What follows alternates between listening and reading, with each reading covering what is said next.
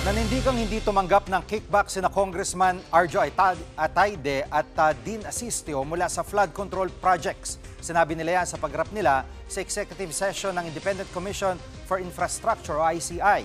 Live mula sa Taguig City, nangunguna sa balita si Gerard de la Peña. Gerard, bakit sa isang executive session umarap ang dalawang congressman? Di ba dapat ay naka-livestream na ito? Alam mo, Jiggy, hinihintay nga rin namin yan dahil ngayong araw na ito sana yung first day na magkaroon ng live streaming dito sa ICI. Pero alam mo kanina, kinukwento sa amin ni Quezon City 1st District Representative Arjo Atayde na sumulat siya dito sa ICI mga 2 linggo na nakakaraan kung kailan hindi pa nabubuo itong guidelines para sa live streaming. At inalok naman daw siya ng ICI kung gusto niyang executive session na lamang ito at umuon naman siya dito. Ito namang si Caloocan 3rd District Representative Dean Asistio ay talagang nag-request daw ng executive session dahil baka raw may masabi siya mga impormasyon na baka hindi ito dapat maisa publiko. Pinayagan naman ito ng ICI dahil may legal na basehan naman daw ito. Nauna nang sinabi ng ICI, Jiggy, na pwedeng mag-request ng executive session kung ang impormasyong ibibigay ng mga resource persons dito ay maaaring maging risk o maging banta sa ating national security. Jiggy. At bukod sa pagtanggi, ano pa mga sinabi nila, ano pa mga detalyeng binigay nitong dalawang congressman?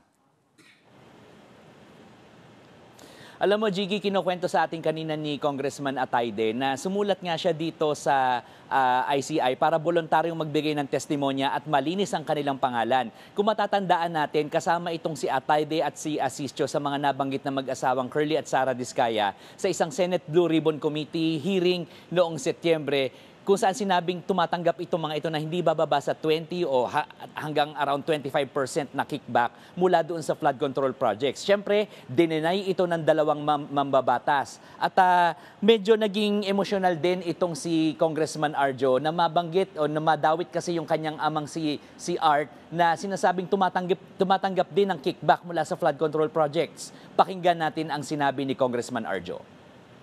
It's all hearsay po, sir. Kasi until now, as I said, baka mas mabuti po bago po magturo, ibigay po muna sa akin yung ebidensya laban sa akin. Wala po kami tinatago, hindi ako magtatago, hindi ako iiwas, hindi ako lilipad ng ibang bansa. I am here to thoroughly go through the investigation to fight for my innocence po and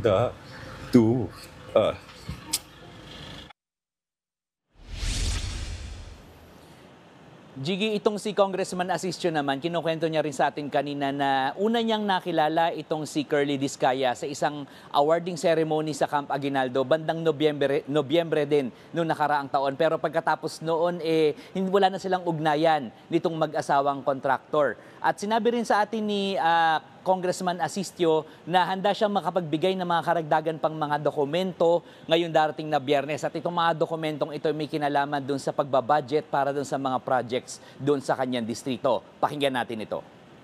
Wala naman po dapat itago kaya lahat po sinabi natin. Dininay po natin at paulit-ulit po nating i-deny na meron po tayong kinalaman sa implementation ng mga projects sa ating distrito. Sir, have you...